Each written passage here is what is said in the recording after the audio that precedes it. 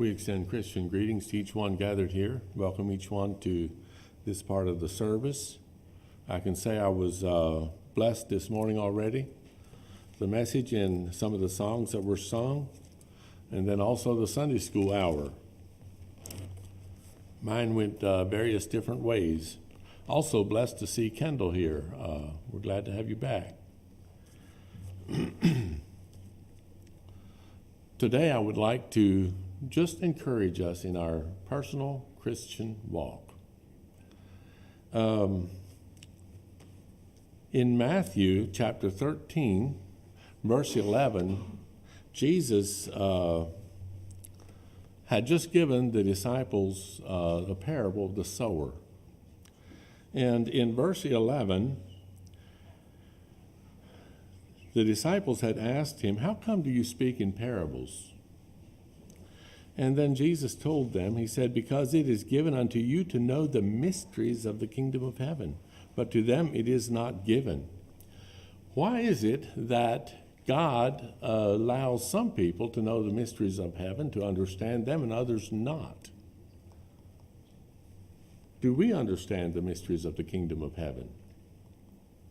If you drop down to verse 15, he gives an answer to that question. He says, "For this people's heart is waxed gross, and their ears are dull of hearing, and their eyes they have closed, lest at any time they should see with their eyes, and hear with their ears, and should understand with their heart."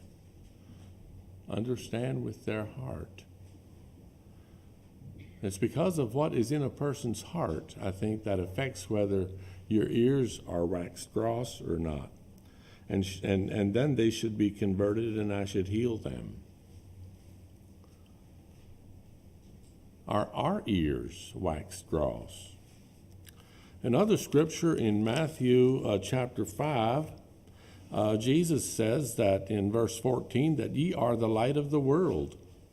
Verse 16 says, "Let your light so shine before men, that they may see your good works and glorify your Father which is in heaven." Are we a part of the light? Is our light shining bright? Another question: how much do I desire God? Do I truly desire and love him from the depths of my heart? Do I in my heart yearn after him? It's as we read his word with this desire that it enables us to know him more and more day by day. And we should pray for a heart that desires God. The more we know God, the deeper our worship and reverence for him becomes. When you really desire God from the heart, he will make known to you the mysteries of the kingdom of heaven. And the Bible, his word to us, becomes a real treasure trove. As you read and meditate with God through his Holy Spirit. And so today, as we go through the message, I would like for you to not only hear what I say, listen especially to what the Holy Spirit of God speaks to you in your heart. When you meditate and if you really, truly, sincerely desire God in your heart, when you read his word and getting to know him better, the Bible will come alive to you in ways that you can hardly imagine. God's light will shine on you, and you will be a light, a reflection of him. And today I would like to look at some Old Testament examples of people who were connected to that light. And they were a light in their day. And maybe as we go through some of that, it can challenge us to be a light, a better light in our day.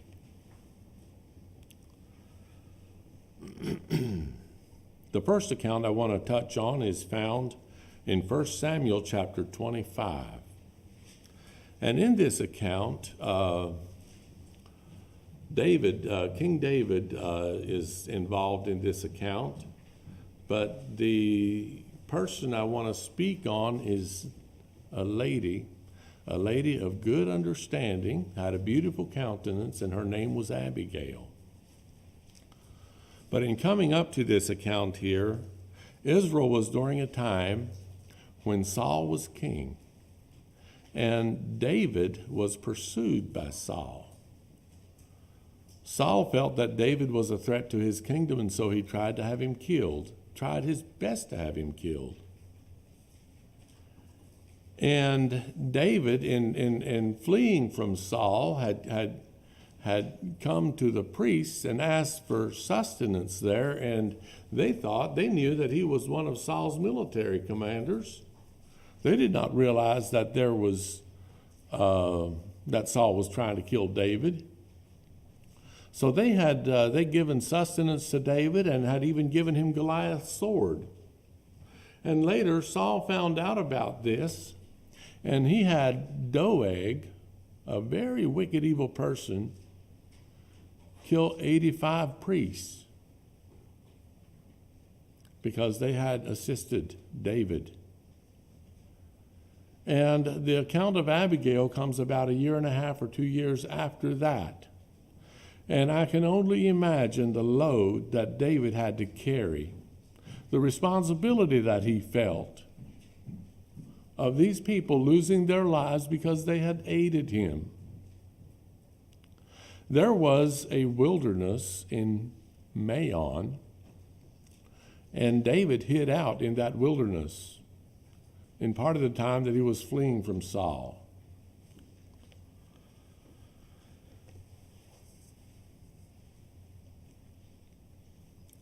I would like to read a few verses here in 1 Samuel chapter 25. It says in verse 1, "And Samuel had died, and all the Israelites were gathered together and lamented him and buried him in his house at Ramah. And David arose and went down to the wilderness of Paran."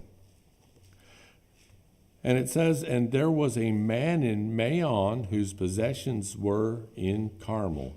The man was very great, and he had 3,000 sheep and 1,000 goats, and was shearing his sheep in Carmel. Now the name of the man was Nabal, and the name of his wife Abigail. And she was a woman of good understanding, and of a beautiful countenance. But the man was churlish and evil in his doings, and he was of the house of Caleb. And David heard in the wilderness that Nabal did shear his sheep."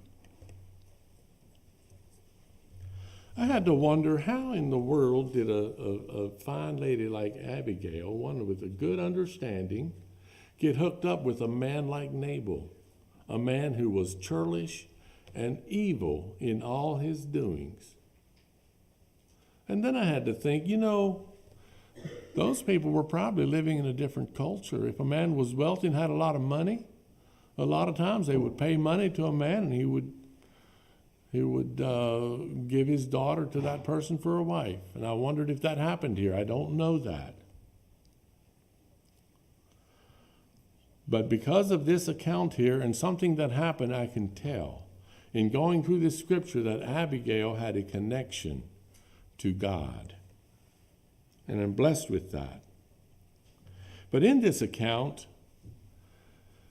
Nabal had shepherds. He had quite a few people working for him, and they were taking care of their sheep, and David hiding out in this same place with his men, and he had like 400 men with him at least. And David grew up being a shepherd himself. And so when he encountered Nabal's men out there caring for sheep, his men looked out for them. They protected them from other enemies that were out there. And I think David probably ordered his men that they should not allow any hurt to come on Nabal and his men. And so when David heard that Nabal was shearing his sheep, he sent 10 of his men to Nabal to ask for some provisions for him and his men. And Nabal, being the wicked man that he was, railed on David's men, was very unkind to them, and they departed and went back and told David everything that Nabal had said to them. And it upset David. It says he girded on his sword, and he told all his men to gird on their swords. And they were going to go and destroy that man.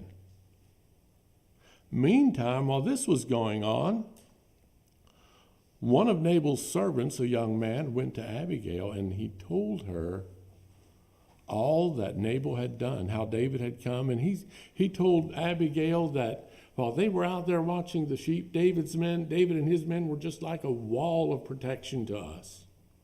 There absolutely no hurt came on us when we were out there with them. And Nabal railed on them. And so Abigail, what should she do? She took things in hand. She was a woman of good understanding. And she went and got a lot of provisions together. And I'm going to read a few verses here. Actually, I'll break in verse 17, read a few verses. It says, "Now therefore know and consider what thou wilt do, for evil is determined against our master and against all his household." This was the young man talking to Abigail. "For he is such a son of Belial that a man cannot speak to him." Then Abigail made haste and took 200 loaves and 2 bottles of wine and 5 sheep ready dressed and 5 measures of parched corn and 100 clusters of raisins and 200 cakes of figs, and laid them on asses. And she said to her servants, "Go on before me. Behold, I come after you." But she told not her husband Nabal. Now, Nabal, being evil in all his doings, he absolutely would not have agreed to this. And this was quite a phenomenal amount of food. It takes a lot of work to prepare food like that. But Abigail did all that. And she sent that to David. And I'd like to break in again in verse 23. And it says, "When Abigail saw David, she hasted and lighted off the ass and fell before David on her face and bowed herself to the ground and fell at his feet and said, 'Upon me, my Lord, upon me let this iniquity be. And let thine handmaid, I pray thee, speak in thine audience, and hear the words of thine handmaid. Let not, my Lord, I pray thee, regard this man of Belial, even Nabal, for as his name is, so is he. Nabal is his name, and folly is with him. But I, thine handmaid, saw not the young men of my Lord, whom thou didst send. Now therefore, my Lord, as the Lord liveth, and as thy soul liveth, seeing the Lord hath withholden thee from coming to shed blood, and from avenging thyself with thine own hand, now let thine enemies and they that seek evil to my Lord be as Nabal." David listened to the words of Abigail. It would have been a bad thing for David to go and kill Nabal and all his servants as he had intended to do.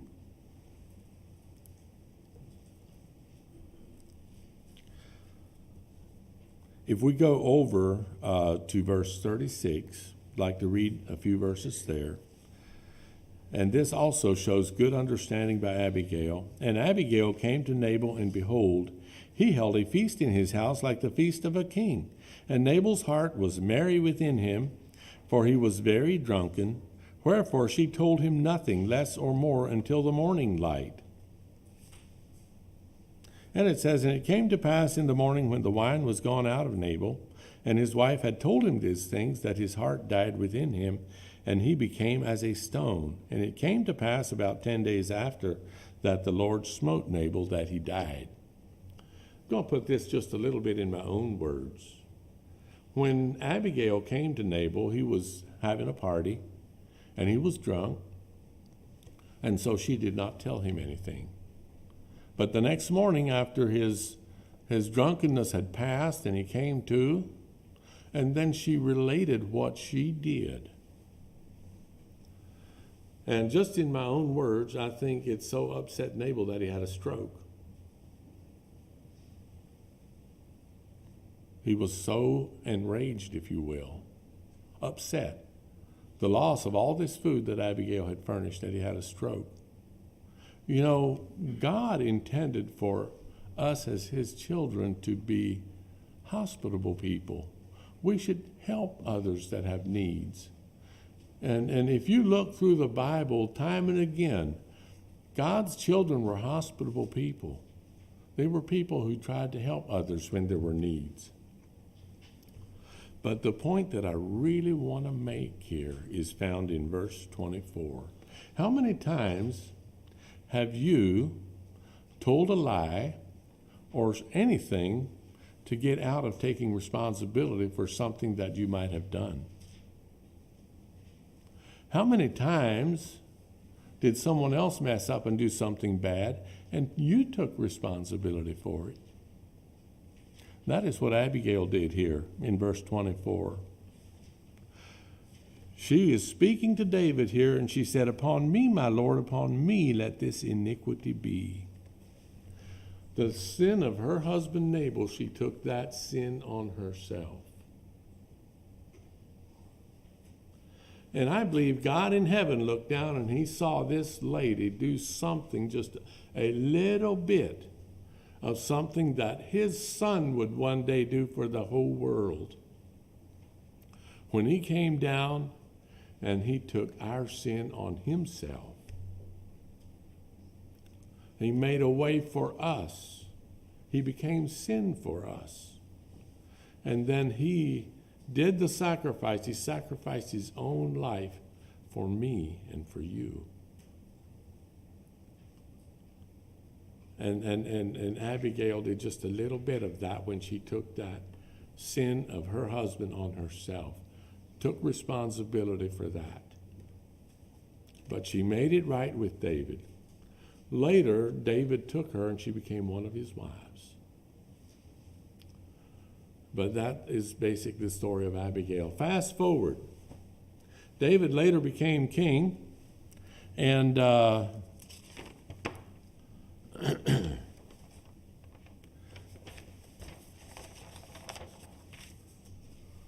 he was a man after God's own heart.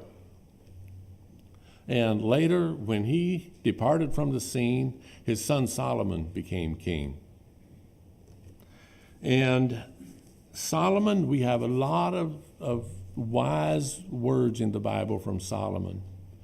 And, you know, God put a lot of story into David. But I can't help but believe that God was sorely disappointed in Solomon. Solomon had a very good beginning. And we have a lot of wise words in the Bible from him while he was serving God. But Solomon fell away. Solomon is the one that built the temple and had it built. And he had wise workmen under him. And when Solomon was getting on older in life, there was another young man that came on the scene that was very industrious. And it seems like God put a lot of hope in him. And his name was Jeroboam. Very industrious man. And one day, because of Solomon having fallen away from God, a prophet came and met with Jeroboam out in the field. And he talked to him, and he told him that God was going to rip away 10 of the tribes of Israel and give them to him. And he made very strong promises, God did, to Jeroboam, of how he would establish his kingdom with these 10 tribes of Israel as he had established David in his kingdom. And when Solomon found out what this prophet had done, he tried to have Jeroboam killed.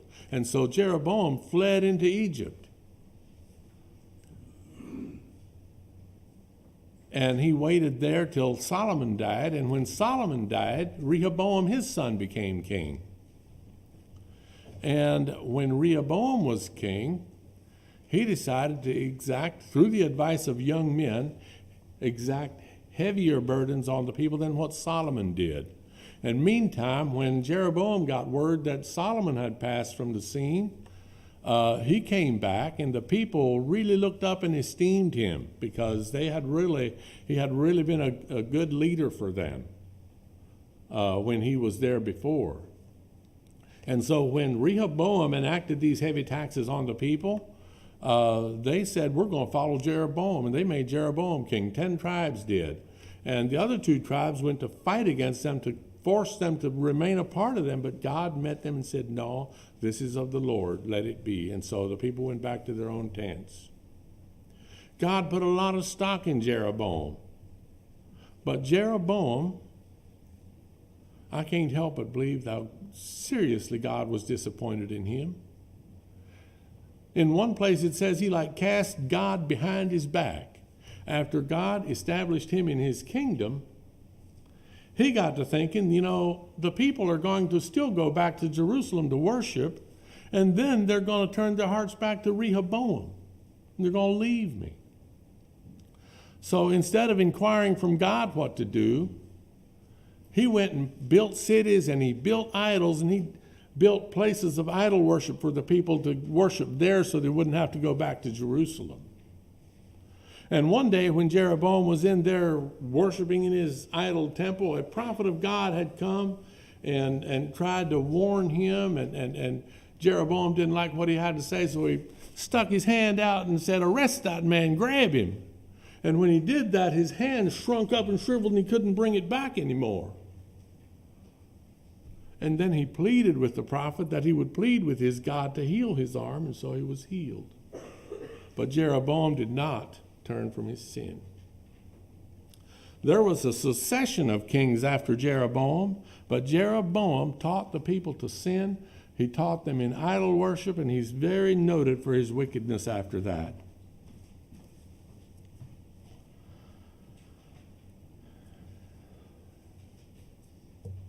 After Jeroboam, there was Nadab, Baasha, Elah, Zimri, Omri, Ahab, Ahaziah, and Jehoram. And as far as I know, every one of them was a wicked king in Israel. But they might have been influenced in wickedness, but in the middle of all that wickedness, there were still God-fearing people. People who still worshiped God, who were true. But the kings were evil. And Ahab is noted for being wicked. But Ahab was also, I believe, a mighty warrior. And there were times in Ahab's life when he, I think, would have wanted to worship God. In fact, there was one time when the Syrian military, under, I think it was Ben-Hadad, along with 32 other kings, came and decided they're going to attack Israel and just really get rid of them or whatever. Well, because of the wickedness of the Syrians, God sent a prophet to Ahab and told him that he was going to be victorious. And Ahab went out there and he fought these 33 kingdoms and won the victory. And later, the Syrians coming away from that fight, they decided that, Israel's God is the God of the hills. But we'll fight him in the plains and then we'll beat him. And so sometime later, they gathered all their military together again and come out to fight Israel. And Ahab and his military came out, and the Bible says that Ahab and his warriors looked like two little kid flocks. And the Syrians encompassed the land. But the prophet again came to Ahab and told him that he was going to win the victory. And Ahab did. His little group had a big victory over the Syrians that day in their battle. And it's like Ahab wanted to serve God, but he was married to Jezebel. Jezebel was the daughter of a king of the Zidonians. And if you look that up, I think those were like Phoenician people. I don't know the history of them much.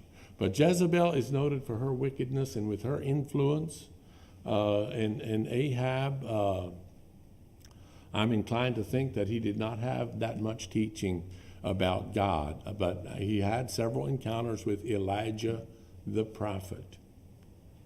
But in all this,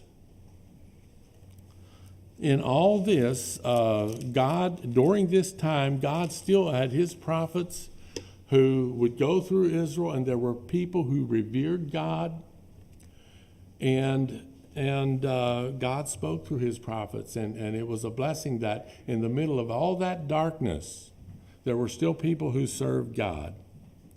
And after Ahab, Jehoram became king. And I'm not sure Jehoram was either a son or a grandson of Ahab. Ahaziah was in the middle there between Ahab, and I'm not sure if Jehoram might have been a son of Ahaziah. But it was during this time that Syria had again become more powerful. Excuse me. And they had bands of their soldiers that would make incursions into the land of Israel, and they would attack here and there and do damage and even take some people away, take them home, make them slaves.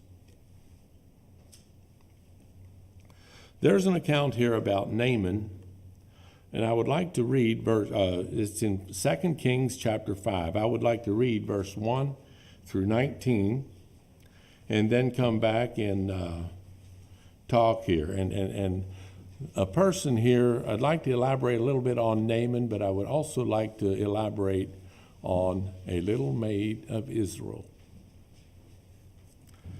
2 Kings chapter 5, I'd like to read verse 1 through 19.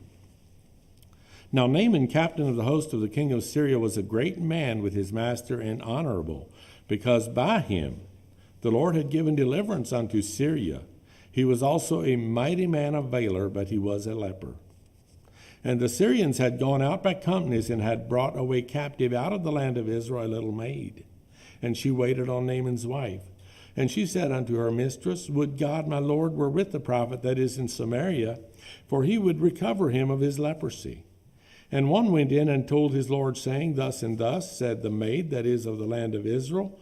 And the king of Syria said, Go to, and I will send a letter unto the king of Israel. And he departed and took with him 10 talents of silver and 6,000 pieces of gold and 10 changes of raiment.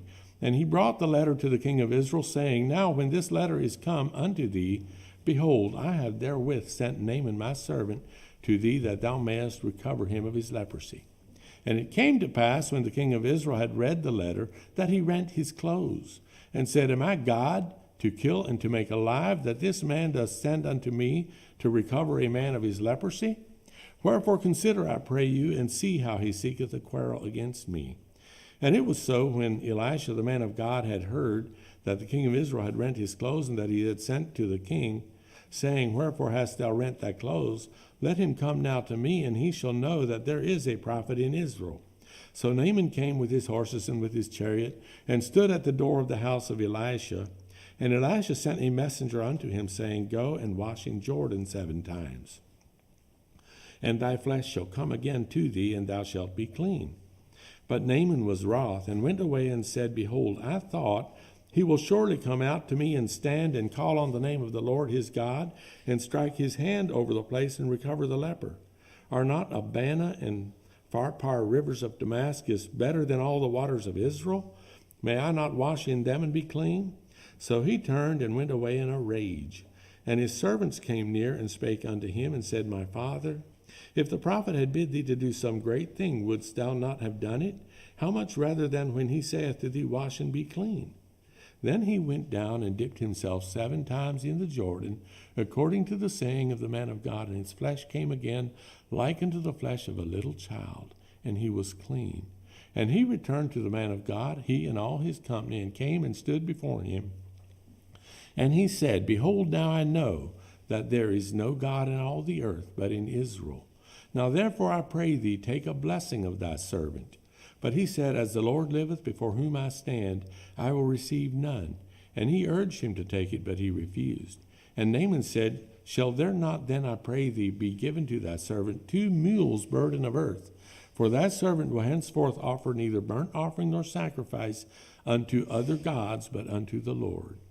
In this thing the Lord pardoned thy servant, that when my master goeth into the house of Rimmon to worship there, and he leaneth on my hand, and I bow myself in the house of Rimmon, when I bow down myself in the house of Rimmon, the Lord pardoned thy servant in this thing. And he said unto him, Go in peace, So he departed from him a little way. I'd like to put some of this into my words as well.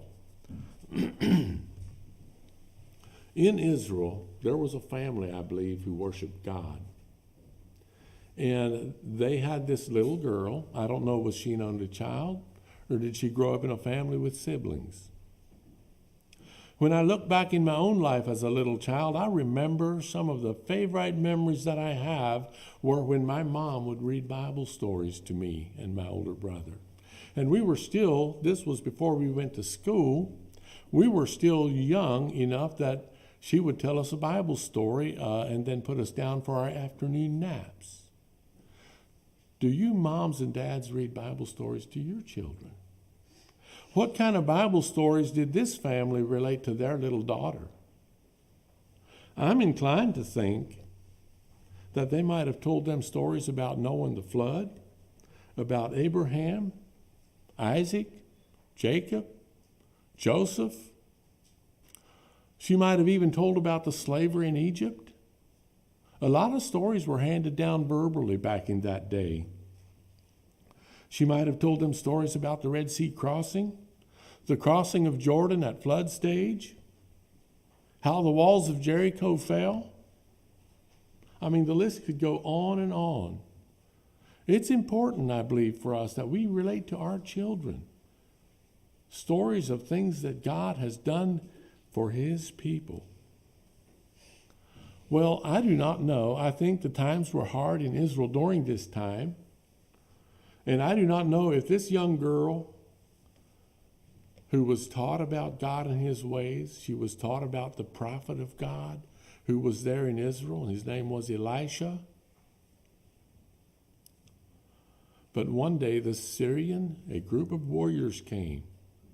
And I don't know, was she alone at home and her parents might have been out in the field working? But they captured her and took her back to Syria.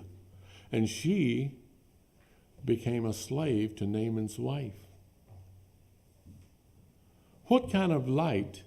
Who here would feel like allowing the light of God shine in your life if you were captured that way?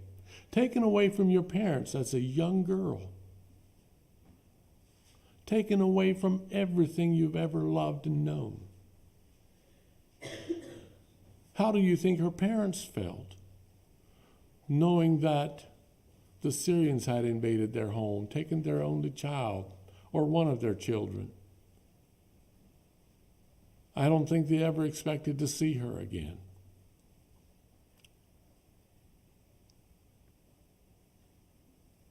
And yet, they were able to trust in God. May that be a lesson in faith to us. And now Naaman, it says that God worked through Naaman and allowed Syria to have victory. And probably that was because of the wickedness of Israel. Sometimes good people have to suffer with the bad. But one thing about Naaman, he was an honorable man.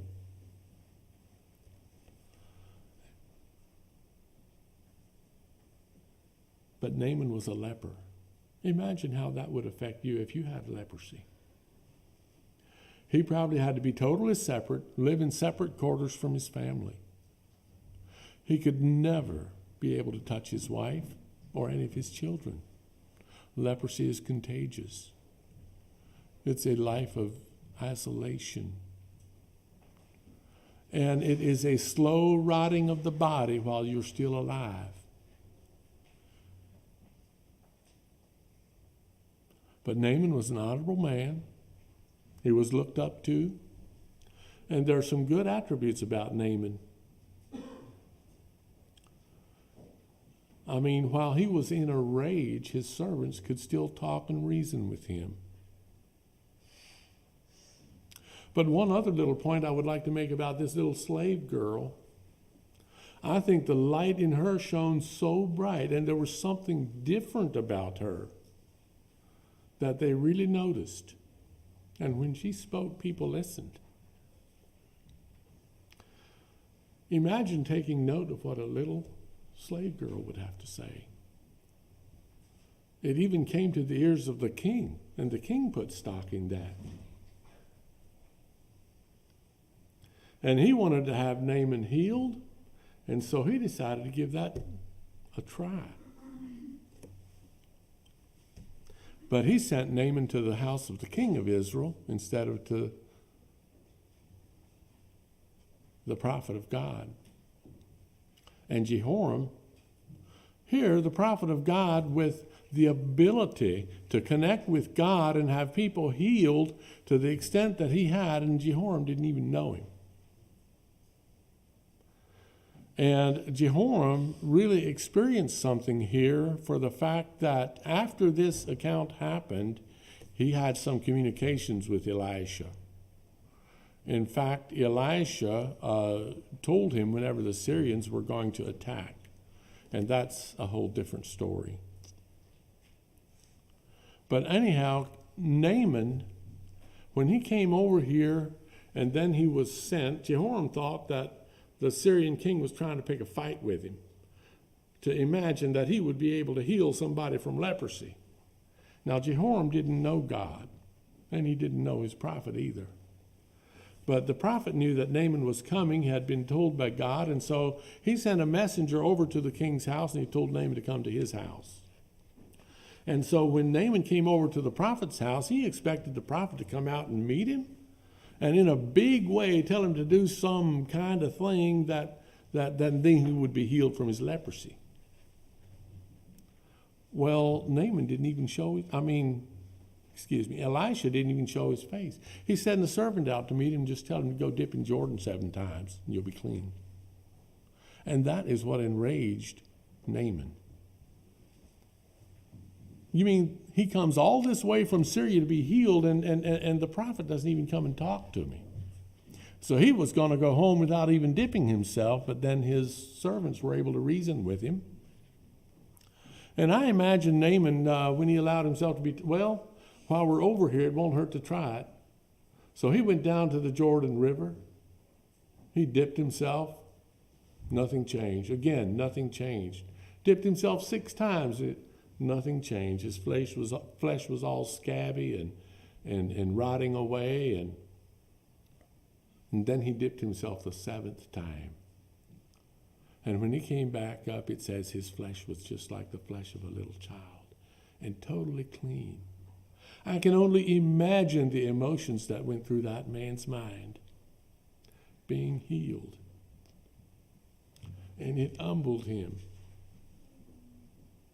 He went back to the prophet and begged for some earth, 2 mules' burdens of earth. I would guess maybe 10 to 15 gallons of soil from Israel. Because going forward, he wanted to take that home so that he would always worship the God in Israel, Israel's God.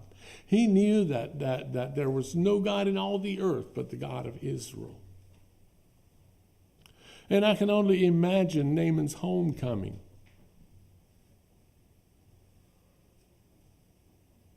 When he met his family. No more isolation. My, how Naaman's life changed. And with him worshiping Israel's God, in my mind, I bet he took that slave girl home. Might have reunited her with her parents. I don't read that. But if you read this account, I wonder.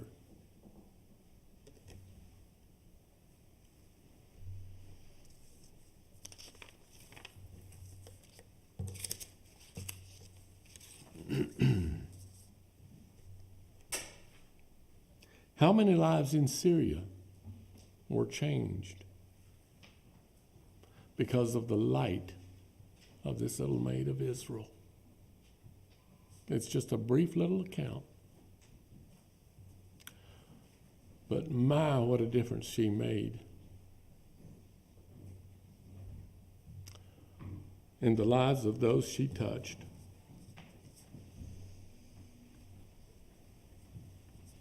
How many of us have this same God-given light shining in us?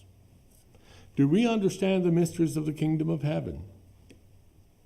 Or are our ears waxed gross? It is only to those who have been born again that experience and know the joy of being redeemed, that know the true joy and fulfillment that comes from giving, sharing, caring, loving, sharing with others the things God has given us. May God's light forever shine in and through each of us as his children. With these thoughts, let's kneel for prayer. Father in heaven, we come before you with thankful hearts for the many blessings of life that you bestowed upon us. We thank you for being our God. Thank you for watching over us as you do. Thank you for Jesus, who shed his blood for our sins.